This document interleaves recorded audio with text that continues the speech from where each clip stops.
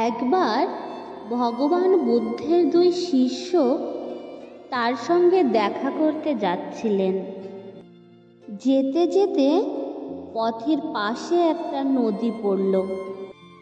ওনারা দুজন দেখতে পেলেন ওই নদীতে একজন মহিলা ডুবে যাচ্ছেন।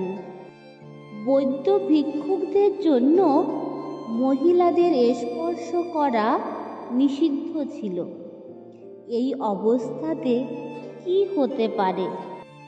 ওই দুই ভিক্ষুকদের মধ্যে একজন বললেন, আমাদের উচিত ধর্মের মর্যাদা রক্ষা করা।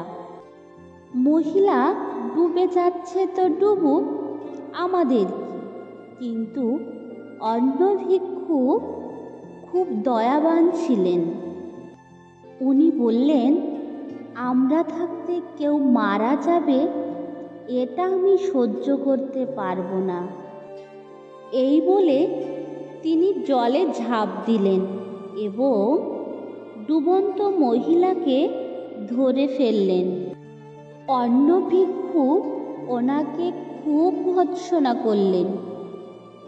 যেতে যেতে সারাক্ষণ সারা রাস্তা ধরে বলতে লাগলেন, আমি তথাগতকে সব বলবো। কিছু সময় পরে কাঁধে করে নদীর তীরে মহিলাকে নিয়ে উঠে এলেন। অন্য ভিক্ষুকটি বললেন, তুমি কিভাবে মর্যাদা উল্লঙ্ঘন করে পাপ করছো? দুজনেই বুদ্ধের কাছে পৌঁছে গেলেন। দ্বিতীয় পক্ষের এক নিঃশ্বাসের সমস্ত কথা বলে দিলেন। আমি ওনাকে অনেকবার থামাতে চেষ্টা করেছি, কিন্তু ও আমার কথা মানেনি, বড় ভয়ঙ্কর পাপ করেছে। গৌতম বুদ্ধ ওনার সব কথা খুব মনোযোগ সহকারে শুনলেন।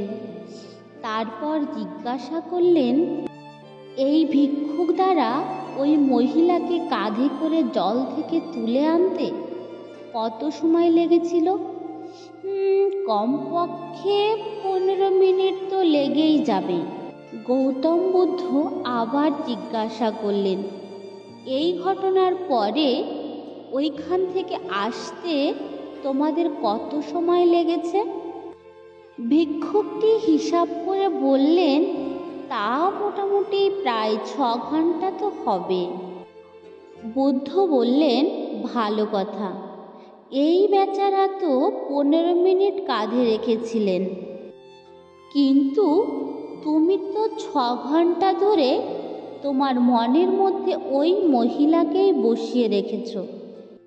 এবার বলো তো, তোমাদের দুজনের মধ্যে কে বড় পাপী?